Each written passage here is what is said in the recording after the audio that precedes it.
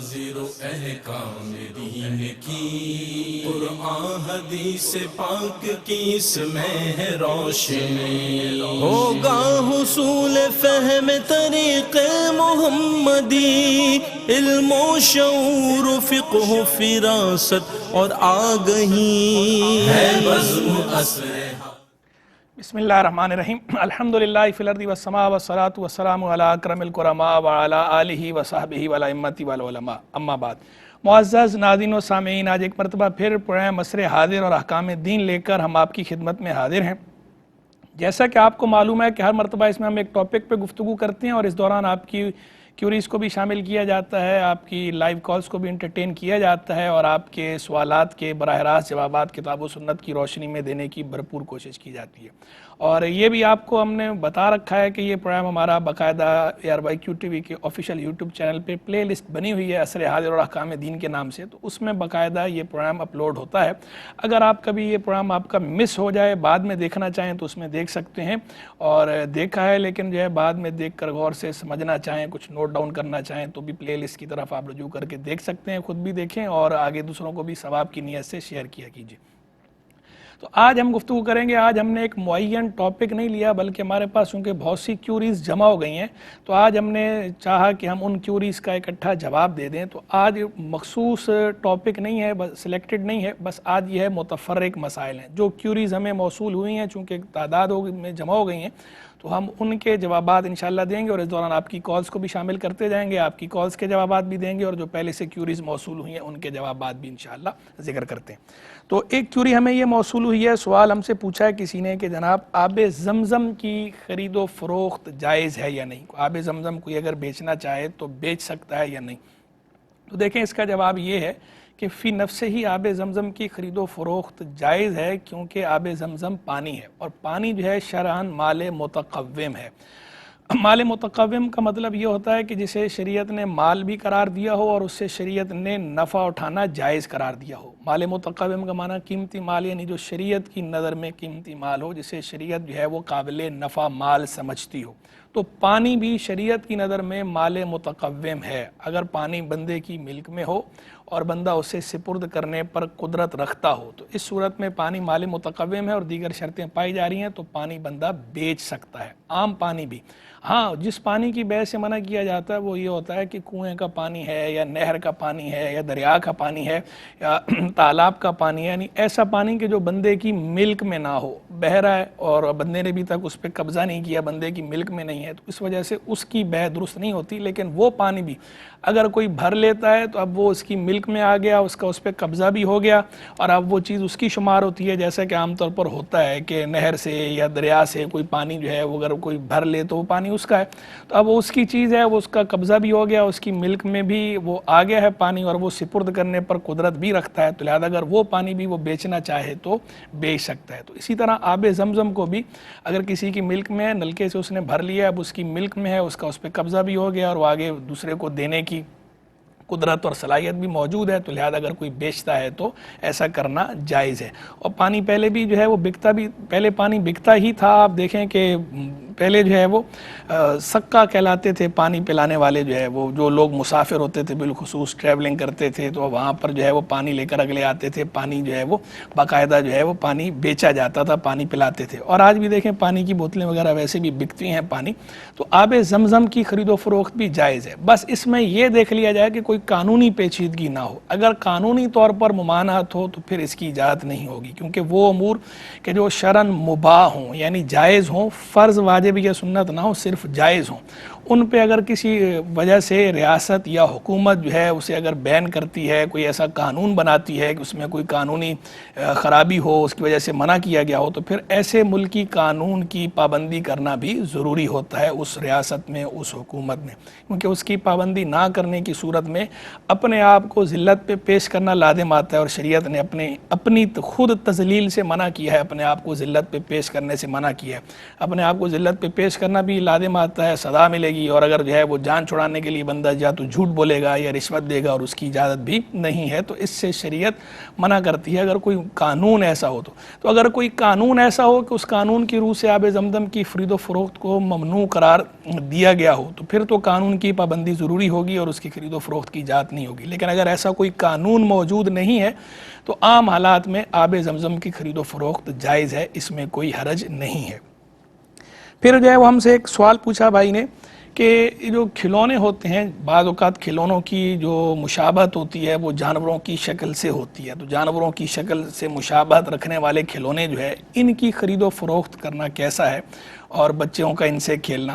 دیکھیں جو اس طرح کے کھلونے ہوتے ہیں ان کھلونوں کی خرید و فروخت بھی جائز ہے اور بچوں کا ان سے کھیلنا بھی جائز ہے، اور یہ حدیث سے ثابت بھی ہے. اور گڑیا کا ذکر تو باقاعدہ روایات میں موجود بھی ہے کہ اس وقت بھی جو بچیاں تھیں وہ گڑیا سے کھیلا کرتی تھیں، تو زمانہ رسالت مآب علیہ السلام میں بھی اس کا دستور تھا.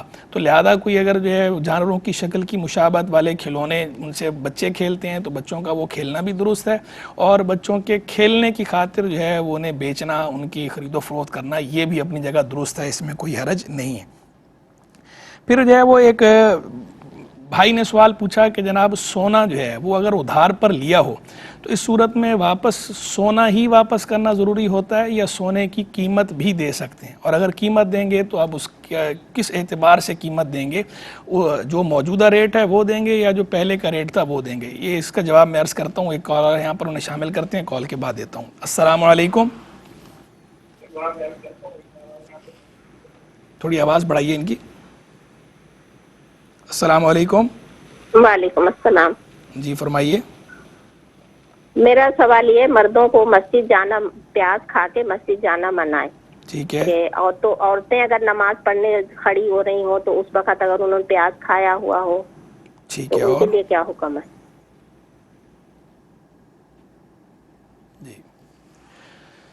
جی ناظرین، تو میں گزارش کر رہا تھا کہ ایک جو ہے وہ بھائی نے سوال پوچھا کہ سونا جو ہے وہ اگر ادھار پر دیا ہو کسی کو تو صورت میں جب ادھار واپس کیا جائے گا تو وہ سونے ہی کی صورت میں ادھار واپس کرنا ضروری ہے یا اس کی قیمت بھی دے سکتے ہیں، اور اگر قیمت دیں گے تو وہ قیمت موجودہ ریٹ کے حساب سے ہوگی یا جس وقت ادھار لیا تھا اس وقت کے ریٹ کے حساب سے ہوگی؟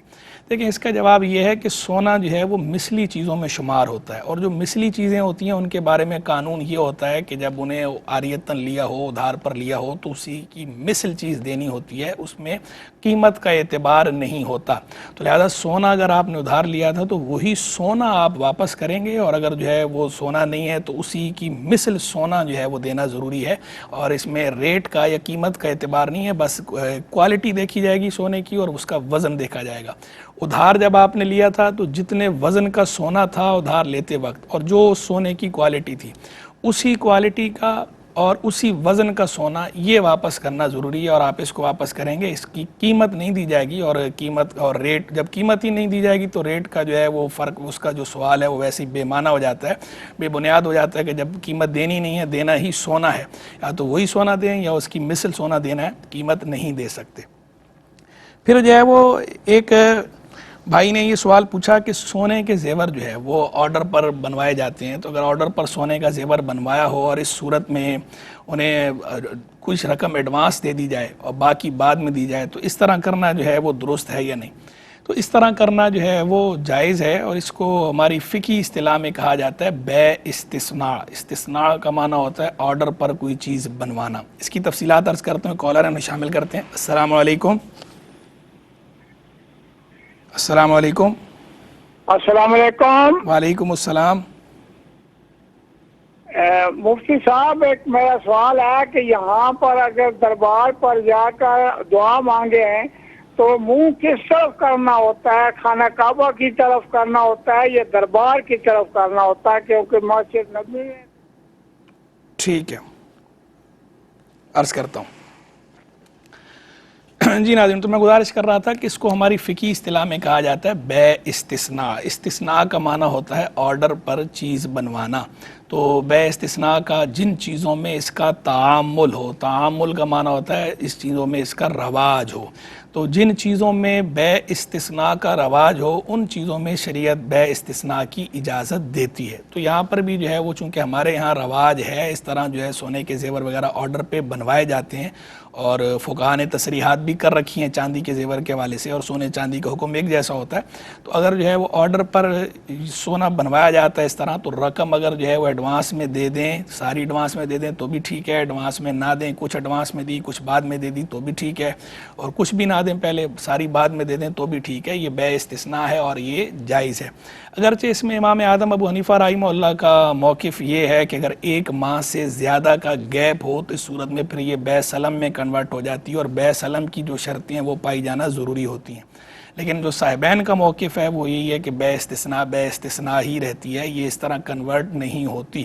اور اس وقت جو ہے وہ حرج شدید کی وجہ سے فتویٰ صاحبین کے قول پر ہی ہے، اور کئی ائمہ جو ہے، کئی علماء، کئی فقہاء اس وقت اسی پر فتویٰ دیتے ہیں، اور ہم بھی اسی پر فتویٰ دیتے ہیں کہ اسی میں جو ہے وہ رفع حرج ہے. اور ویسے بھی شریعت کا جو ہے یہ قانون ہے، المشقۃ تجلب التیسیر، کہ جو مشقت ہے، جو حرج ہے، وہ آسانی کو لے کر آتا ہے، یعنی اس کی وجہ سے رخصت کا پہلو پیدا ہو جاتا ہے. شریعت مطہرہ کے جو دلائل ہیں، ایک دلائل مطلقہ ہیں، کچھ دلائل مقیدہ ہیں. دلائل مقیدہ میں ایسی چیزیں شامل ہیں کہ جن میں حرج ہو تو رفع حرج بھی یہ خود جو ہے ایک مستقل دلیل ہے، عرف دلیل ہے، تعامل دلیل ہے، عموم بلوہ دلیل ہے. یہ خود دلائل ہیں اگرچہ مقید دلائل ہیں، تو ان کی وجہ سے احکام میں رخصت کا پہلو آتا ہے. تو اس صورت میں چونکہ جو ہے وہ صاحبین کا جو قول ہے اسی پہ فتویٰ دینا وہ زمانے کے تقاضے کے مطابق ہے، اور اس میں کئی مسلمانوں کو گناہ سے بچانا پایا جا رہا ہے صاحبین کے قول میں. ورنہ امام اعظم کے قول کو اگر اس صورت میں بھی لیتے ہیں تو اس میں بہت سے مسلمانوں کا گناہ میں مبتلا ہونا لازم آتا ہے، اور حتی الامکان مسلمانوں کو گناہ سے بچانا ہوتا ہے. اور مسئلہ ہے بھی اجتہادی، تو اجتہادی مسائل میں، ضمنی مسائل میں ویسے بھی توسع ہوتا ہے جہاں اس طرح کا معاملہ ہو جائے. تو اس صورت میں صاحبین کے قول پر فتویٰ ہے، بیع استثناء والی احکام ہوں گے، 1 مہینے سے زائد کا ٹینیور ہو جائے تو بھی صاحبین کے قول پر ہی فتویٰ ہے. یہاں پر ایک کالر شامل کرتے ہیں. السلام علیکم.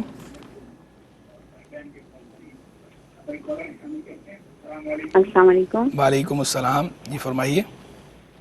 جی ایک سوال ہے آپ سے کہ نا، ایک عورت عدت میں شوہر کا انتقال ہو جائے اور اس کا کوئی بھی نہ ہو، نہ کوئی اولاد ہو، نہ کوئی بھائی بہن پاس ہو، اور گھر والے گھر خالی کرنے کا بول دیں مالک مکان، ایسی صورت میں عورت عدت کیسے پوری کرے؟ باہر نکل کے اپنی ضروریات کی چیزیں بیچ سکتی ہے نقاب لگا کے پورے؟ ٹھیک ہے، عرض کرتا ہوں. ایک اور کالر ہے، شامل کرتے ہیں. السلام علیکم. لائن ڈراپ ہو گئی، آپ دوبارہ ہمیں جوائن کر سکتے ہیں. جی تو میں گزارش کر رہا تھا کہ اس طرح جو ہے وہ سونے کے زیور آرڈر پہ بنوانا یہ بیع استثناء کہلاتا ہے، اور یہ بیع جو ہے وہ درست ہے، جائز ہے، اس کی خرید و فروخت کر سکتے ہیں، یہ معاملہ شرعاً درست ہے، اس میں کوئی حرج نہیں ہے. یہاں پر ایک مختصر سے بریک کا وقت ہوا چاہتا ہے، امید کرتے ہیں آپ ہمارے ساتھ رہیں گے. جی ناظرین ویلکم بیک. تو آج ہم گزارش کر رہے تھے آپ سے کہ متفرق سوالات کے جوابات ہیں، آج مخصوص ٹاپک نہیں ہے، جو کیوریز ہمارے پاس جمع ہوئی ہیں بہت سی، وہ ان کے جوابات آج ہم آپ کو ذکر کر رہے ہیں. تو پہلے ایک کالر کو شامل کرتے ہیں، اس کے بعد جو ہے وہ آتے ہیں اگلے سوال کی طرف بڑھتے ہیں. السلام علیکم. وعلیکم السلام. میں پنڈی سے بول رہی ہوں. جی فرمائیے. میں نے پوچھنا ہے کہ یہ درود ماہی مچھلی والا جو درود ہے، اس کی سند بیان کی جاتی ہے، یہ سچ ہے یا نہیں کہ ایک مچھلی کو ٹھیک ہے، عرض کرتا ہوں. ایک اور کالر ہے. السلام علیکم. السلام علیکم. السلام علیکم. لائن ڈراپ ہو گئی ہے.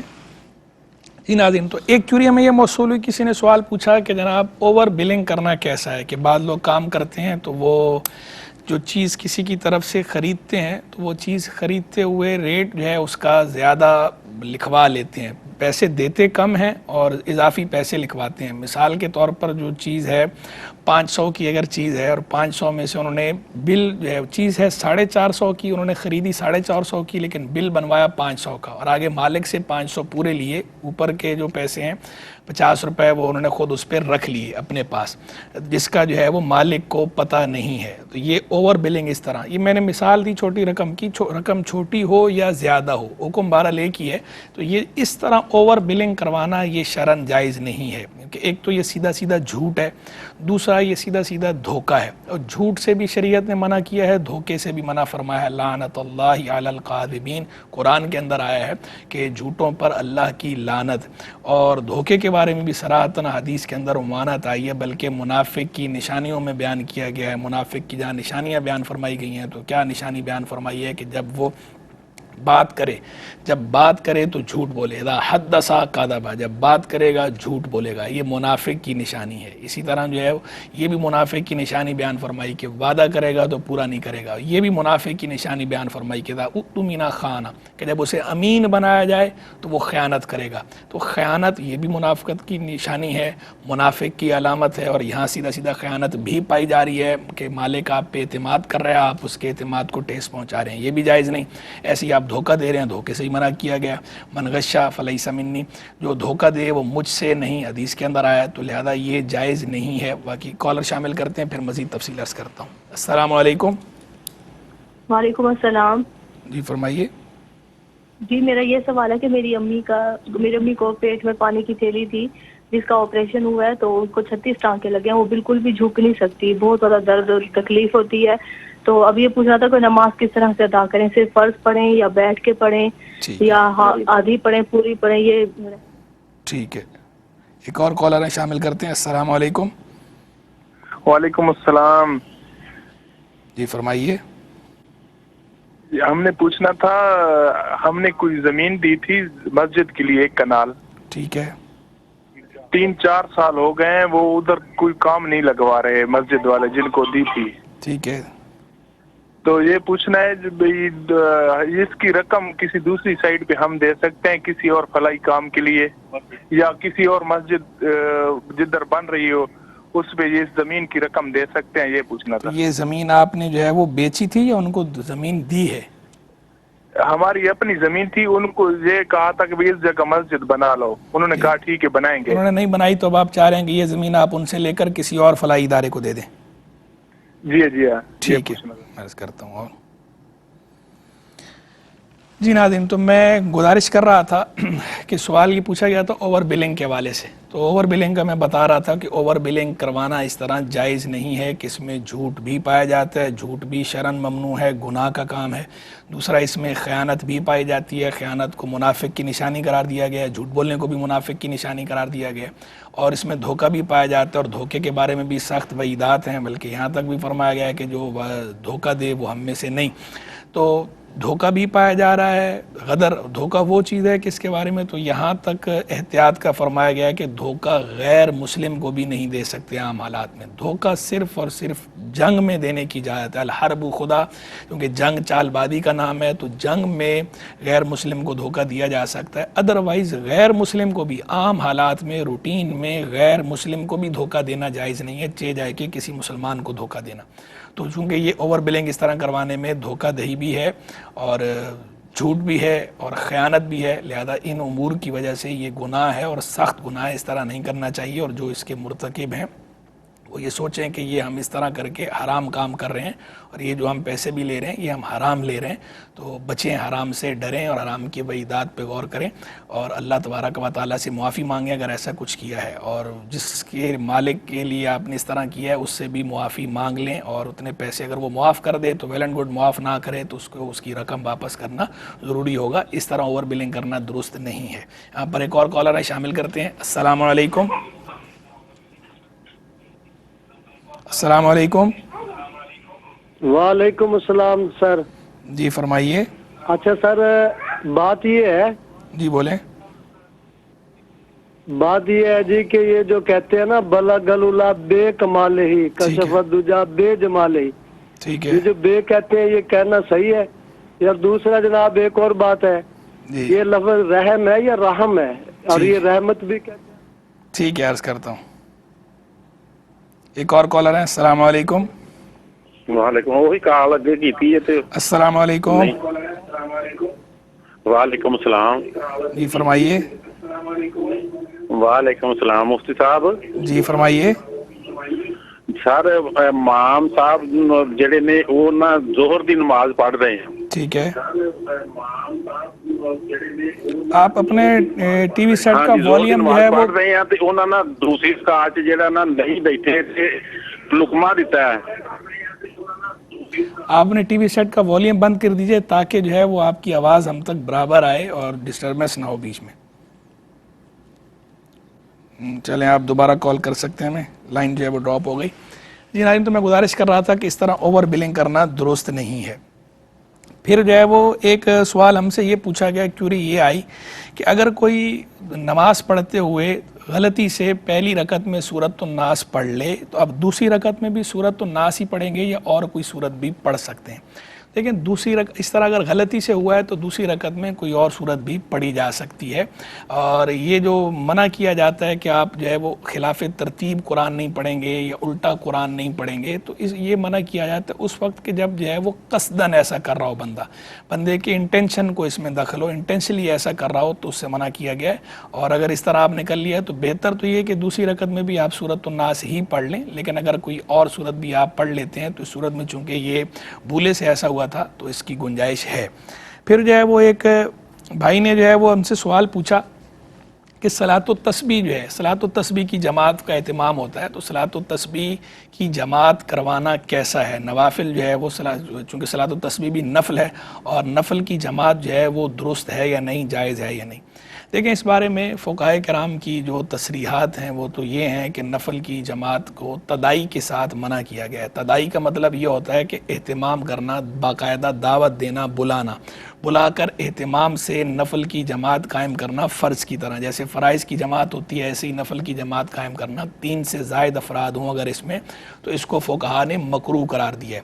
اب اس میں آگے باہم اختلاف ہے فقہا میں کہ یہ جو کراہت کا حکم بیان کیا ہے، اس میں کراہت سے کون سی کراہت مراد ہے؟ کراہت تحریمیہ یا کراہت تنزیہیہ؟ کراہت تحریمیہ مراد لینے کی صورت میں گناہ ہے. مکروہ تحریمی جو ہوتا ہے وہ ناجائز ہوتا ہے، گناہ ہوتا ہے، صغیرہ گناہ ہوتا ہے لیکن ہوتا گناہ ہے. اور مکروہ تنزیہی مراد لینے کی صورت میں یہ ہے کہ مکروہ تنزیہی گناہ نہیں ہوتا، صرف ناپسندیدہ ہوتا ہے، اس سے بچنا ہوتا ہے. تو اب یہ جو نفل کی جماعت کروانا ہے یہ مکروہ تحریمی ہے یا مکروہ تنزیہی ہے؟ بعض حضرات علماء کا موقف یہ ہے کہ یہ مکروہ تحریمی ہے، اور بعض حضرات فقہا کا موقف یہ ہے کہ یہ جو مکروہ ہے، مکروہ تو ہے لیکن یہ مکروہ تنزیہی ہی ہے. اعلیٰ حضرت امام اہل سنت امام احمد رضا خان رحمہ اللہ کا موقف یہ ہے کہ اور اظہر یہ ہے کہ یہ کراہت صرف تنزیہیہ ہے، یعنی خلاف اولیٰ ہے، ناجائز یا گناہ نہیں ہے، صرف ناپسندیدہ ہے. اور ہمارے نزدیک بھی مفتہ بھی یہی ہے کہ یہ مکروہ تنزیہی ہے. تو لیکن مکروہ بہرحال ہے، تو مکروہ تنزیہی ہونے کی وجہ سے اس سے اجتناب کیا جائے تو بہتر ہے. لیکن کوئی اگر اس کا اہتمام کر لیتا ہے تو اس کا اہتمام کرنا گناہ بھی نہیں ہے ہمارے نزدیک. اور اصل میں تو اہتمام اس وجہ سے کیا جاتا ہے کہ بعض اوقات مساجد میں شب بیداری وغیرہ جب ہوتی ہے تو اس لیے جماعت کرا لی جاتی ہے کہ لوگ جو ہے اس میں ہر طرح کے ہوتے ہیں، اور بالخصوص ینگسٹر بھی ہوتے ہیں، ینگ بلڈ ہوتا ہے. تو اگر یہ کہہ دیا جائے کہ اپنی اپنی پڑھیں تو وہ دور جا کے وضو خانے پہ بیٹھ کے یا پیچھے صحن میں بیٹھ کے آپس میں جو ہے وہ گپ شپ شروع کر دیتے ہیں، نفل نہیں پڑھتے.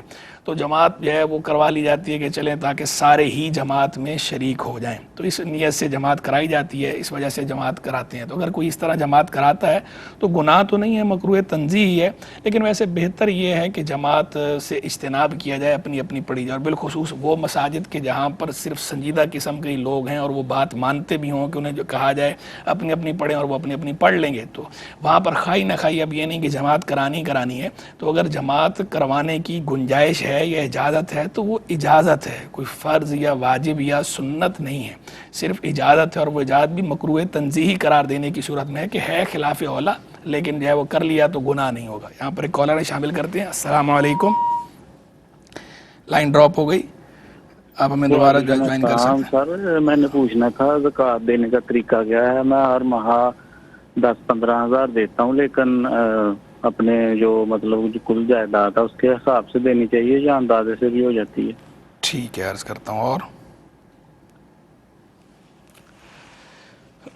جی ناظرین، تو میں گزارش کر رہا تھا نوافل کی جماعت کے حوالے سے کہ نفل کی جماعت کروانا تدائی کے ساتھ ہو تو فقہا نے مکروہ قرار دیا ہے. بعض مکروہ تحریمی کے قائل ہیں اور بعض کہتے ہیں مکروہ تنزیہی ہے، صرف ناپسندیدہ ہے، گناہ نہیں. ہمارے نزدیک بھی مفتہ بھی تو یہی ہے کہ صرف ناپسندیدہ ہے، گناہ نہیں ہے. لیکن ناپسندیدہ بہرحال ہے تو اس سے اجتناب کیا جائے تو بہتر ہے. لیکن جہاں پر اس کا اہتمام اگر کیا جاتا ہے اور کوئی کسی قسم کی خرابی لازم نہ آ رہی ہو، کہ کسی کا ذہن جو ہے وہ نفل سے فرض کی طرف نہ جا رہا ہو، کہ اسے فرض کوئی نہ سمجھ رہا ہو، تو وہ خرابی نہیں پائی جا رہی، تو اس صورت میں گنجائش بھی بہرحال ہے. تو کوئی اگر کروا رہا ہو تو اس پہ اعتراض نہ کیا جائے، اور خود بہرحال اگر اس سے بچا جائے تو بہتر ہے. انسب اولیٰ یہی ہے کہ اس سے بچا جائے. بڑے کالر شامل کرتے ہیں. السلام علیکم. وعلیکم السلام جی قاری صاحب، کیا حال چال ہے؟ الحمدللہ رب العالمین. جی فرمائیے. اچھا قاری صاحب، میرا سوال یہ ہے کہ ہمارا کام ہے ادھار کے اوپر جو لوگوں سے پیسے لینے، اس کی بھی زکوٰۃ نکلتی ہے کہ نہیں؟ لوگوں سے پیسے لینے ہیں؟ جی جی ٹھیک ہے، عرض کرتا ہوں.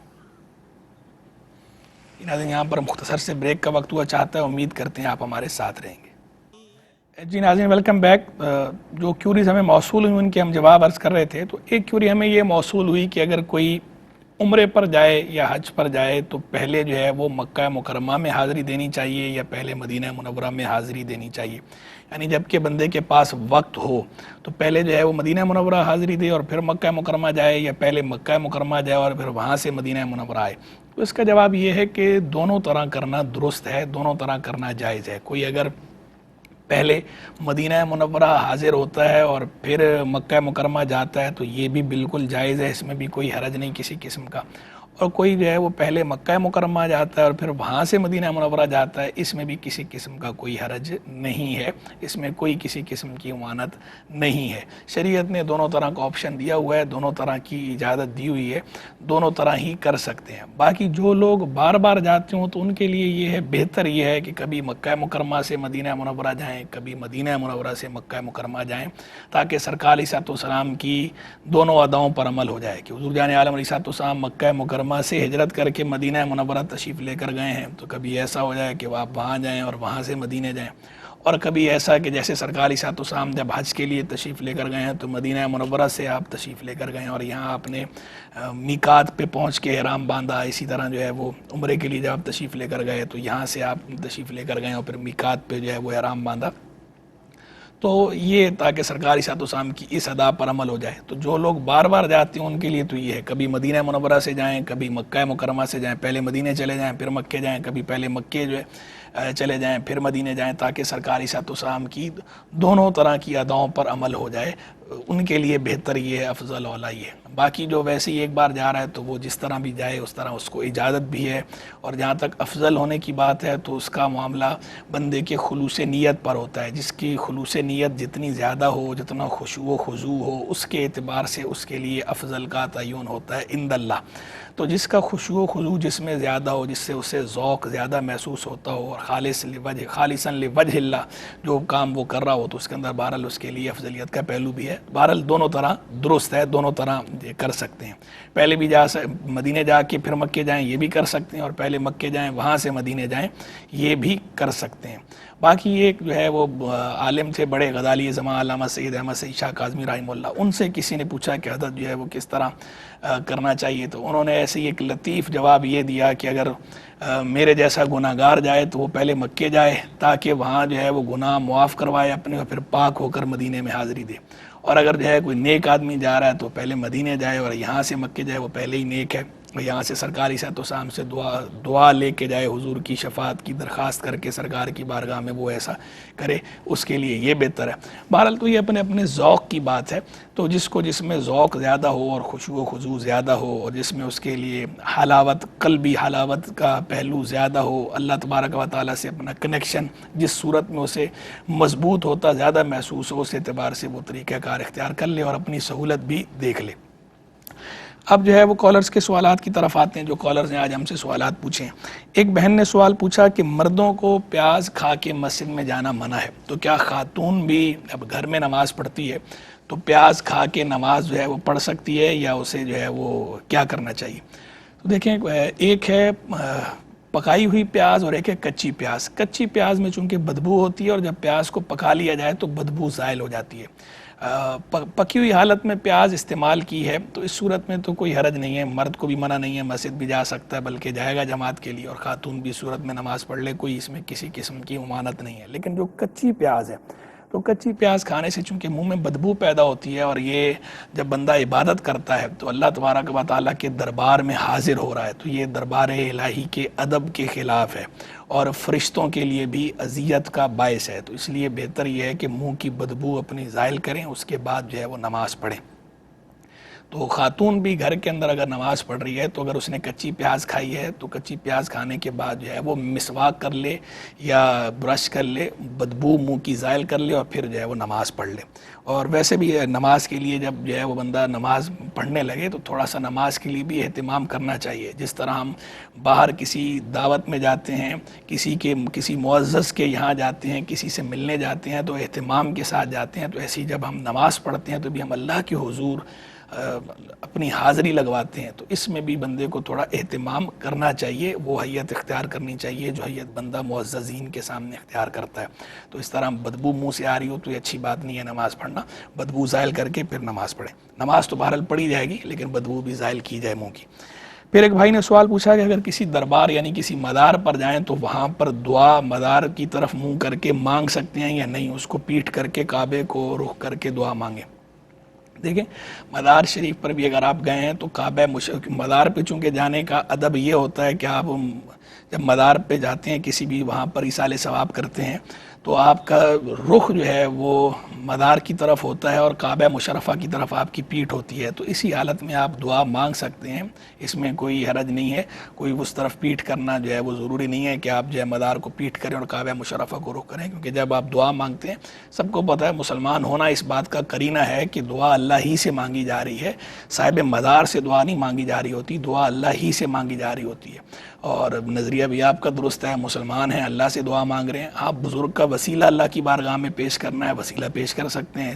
اور جب بھی کوئی دعا مانگتا ہے مسلمان تو عام طور پر مسلمان اللہ ہی سے دعا مانگ رہے ہوتے ہیں ہاتھ اٹھا کر، زیادہ سے زیادہ یہ ہوتا ہے کہ وہ ان بزرگوں کا اللہ کی بارگاہ میں وسیلہ پیش کر دیتے ہیں۔ تو اس طرح کوئی اگر ہاتھ اٹھا کے دعا مانگتا ہے اللہ سے تو اس میں کوئی حرج نہیں ہے، کوئی قباحت نہیں ہے۔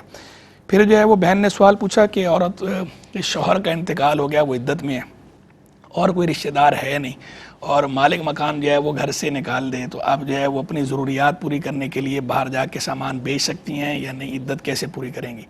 دیکھیں اس صورت میں عدت کا حکم تو یہ ہے کہ عدت تو بہرحال پوری کرنی ہے، اگر اس گھر میں نہیں تو آپ اپنے جو ہے وہ میکے چلی جائیں، جہاں پر بھی کسی گھر میں آپ ٹھہر جائیں اور وہاں جا کے جو ہے وہ عدت پوری کر لیں۔ رہ گی بات یہ کہ اور کوئی ایسا ذریعہ معاش نہ ہو تو بقدر ضرورت باہر نکلنے کی اجازت ہے، لیکن بقدر ضرورت ہی باہر نکلنے کی اجازت ہے، اس کے بعد جو ہے وہ واپس گھر پر آ جائیں اور بالخصوص رات تو گھر میں ہی گزارنی ہے۔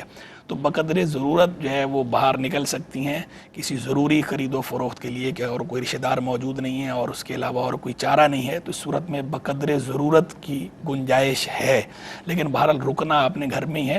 اس گھر سے اگر آپ کو انہوں نے نکال دیا تو آپ اپنے میکے چلی جائیں یا کسی بھائی کے یہاں یا کسی اور قریبی عزیز کے یہاں جا کے جہاں پر امن ہو، جہاں پر جو ہے وہ عزت اور آبرو کی حفاظت کا بھی اہتمام ہو، کسی بے آبروئی کا اندیشہ نہ ہو، تو وہاں پر آپ عدت پوری کر سکتی ہیں، تو عدت بہرحال پوری کی جائے گی۔ پھر جو ہے وہ ایک بہن نے پوچھا کہ ایک درود ماہی مشہور ہے، اس کے بارے میں قصہ بیان کیا جاتا ہے تو اس کی کوئی سند جو ہے وہ درست ہے یا نہیں۔ اس طرح کی جو چیزیں ہوتی ہیں عام طور پر ان کی سند نہیں ہوتی، اور اگر ہو بھی صحیح تو وہ سند جو ہے وہ انتہائی ضعیف ہوتی ہے۔ بہرحال درود شریف پڑھنے میں کوئی حرج نہیں ہے، لیکن جہاں تک بات ہے کہ اس کی سند ہو باقاعدہ، تو سند تو ظاہری بات ہے یہ ایک قصہ ہوتا ہے، قصے کے طور پہ لوگوں نے بیان کیا ہوتا ہے، کوئی باقاعدہ حدیث طیبہ سے اس کی سند نہیں ہوتی، نہ کتب حدیث میں، مستند کتب حدیث میں یہ نہیں ہوتا، اس میں نہیں ہے۔ پھر جو ہے وہ ایک بہن نے پوچھا کہ میری والدہ کو 36 ٹانکے لگے ہیں اور وہ بالکل جھک نہیں سکتی، تو اس صورت میں اب وہ نماز کیسے پڑھیں گی؟ اگر وہ سجدے پر سرے سے ہی قادر نہ ہوں تو اس صورت میں قیام بھی ساکت ہو جاتا ہے۔ اب انہوں نے جو ہے وہ چونکہ جھک نہیں سکتی بالکل، تو اس صورت میں وہ اشارے سے نماز پڑھیں گی۔ اشارے سے نماز پڑھ لیں، اشارے سے نماز پڑھ سکتی ہیں، شریعت نے یہ آپشن دیا ہے کہ ایسے کھڑے ہو کے نماز پڑھنی ہے، کھڑے ہو کے نہیں پڑھ سکتا، بیٹھ کے، اور سجدے پر سرے سے ہی بندہ قادر نہ ہو تو قیام بھی ساکت ہو گیا۔ مؤمن کے حکم میں اب اشارے سے نماز پڑھ لے، اور اشارے سے نماز پڑھنے میں جو ہے وہ بیٹھ کے بھی پڑھی جا سکتی ہے، کھڑے ہو کے بھی پڑھی جا سکتی ہے، لیٹ کے بھی پڑھی جا سکتی ہے، لیکن بہرحال اشارے سے نماز پڑھی جائے گی، تو اشارے سے نماز پڑھ لیں۔ پھر جو ہے وہ ایک بھائی نے پوچھا کہ زمین مسجد کے لیے ایک کنال دی تھی اور وہ بات یہ ہوئی تھی کہ یہاں پر جو ہے وہ مسجد تعمیر کریں گے، لیکن اب وہ لوگ 3-4 سال گزر گئے ہیں، کام ہی نہیں کر رہے، تو ان سے لے کر کسی اور کو وہ زمین دے سکتے ہیں، کسی اور فلاحی ادارے کو، کہ وہ یہاں پہ مسجد تعمیر کریں۔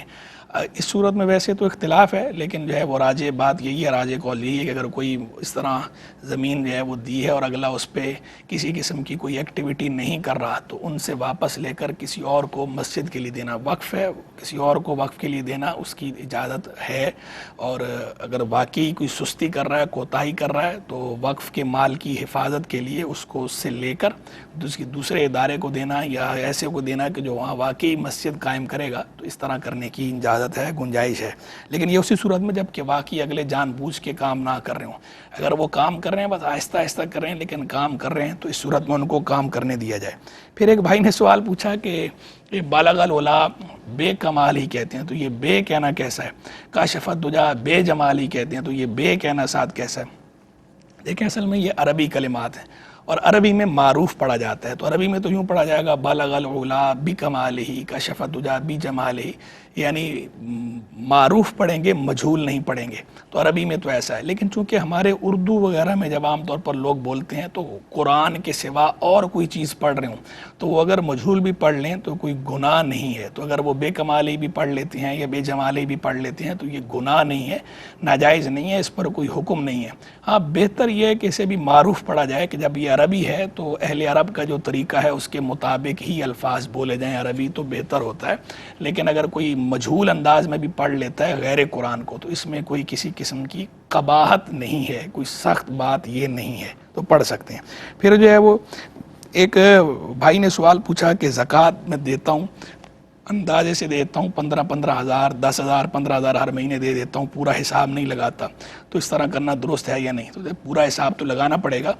زکوٰۃ پیشگی دی جا سکتی ہے، آپ تھوڑی تھوڑی کر کے ہر مہینے میں دے رہے ہیں، یہ ایسا بھی کر سکتے ہیں، یعنی زکوٰۃ یکمشت دینا یہ بھی جائز ہے اور قسطوں میں دینا، ٹکڑوں ٹکڑوں میں دینا یہ بھی جائز ہے۔ آپ اس طرح کر سکتے ہیں کہ یہ پیشگی زکوٰۃ کی صورت ہے کہ تھوڑا تھوڑا کر کے آپ ہر مہینے دے رہے ہیں، لیکن آپ جب سال کا اختتام ہو جائے تو اس وقت آپ حساب لگا لیں کہ آپ نے جتنی زکوٰۃ دی ہے وہ ادا ہو گئی ہے، پوری ہو گئی ہے تو ٹھیک ہے، ویل اینڈ گڈ، نہیں ہوئی تو پھر جو بچ گئی ہے قیمت اتنی زکوٰۃ آپ پر بہرحال لازم ہے، تو زکوٰۃ کا حساب ضرور کرنا چاہیے اور پوری ہی دینی چاہیے، صرف ایسا اندازہ کہ جس میں کمی ہو ایسا نہیں کرنا چاہیے۔ ایک بھائی نے پوچھا قرض جو ہے ادھار پر جو مال دے رکھا ہے، ہم نے لوگوں سے پیسے لینے ہیں، تو ان پیسوں پر بھی زکوٰۃ ہے یا نہیں؟ تو ان پر بھی زکوٰۃ ہے، لیکن وہ زکوٰۃ لازم تب ہوگی کہ جب ان کے پیسوں سے آپ کو کم از کم نصاب زکوٰۃ کا 5واں حصہ موصول ہو جائے، تو جتنا حصہ موصول ہو جائے اس کی زکوٰۃ لازم ہو جائے گی۔ پورا موصول ہو گیا، پورے کی زکوٰۃ لازم ہو گئی، تو جب تک موصول نہیں ہو رہا اس وقت تک زکوٰۃ دینا لازم نہیں ہے، لیکن زکوٰۃ لازم بہرحال ہوتی رہتی ہے سال بسال، تو دینی بہرحال ہوتی ہے اگرچہ بعد میں، لیکن دینی ہے۔ یہاں پروگرام کا وقت ختم ہوا چاہتا ہے، امید کرتے ہیں آپ انشاءاللہ نیکسٹ کسی پروگرام میں ہم آپ کے سامنے حاضر ہوں گے، کسی ٹاپک کو لے کر اس پہ بات کریں گے۔ اللہ تبارک و تعالی ہمارا اور آپ سب کا حامی و ناصر ہو۔ وآخر دعوانا ان الحمدللہ رب العالمین۔ ہے بزم عصر حاضر و احکام دین کی، قرآن حدیث پاک کی اس میں ہے روشنی، ہوگا حصول فہم طریق محمدی، علم و شعور و فقہ و فراست اور آگہی، ہے بزم عصر حاضر و احکام دین کی، قرآن حدیث پاک کی اس میں ہے روشنی۔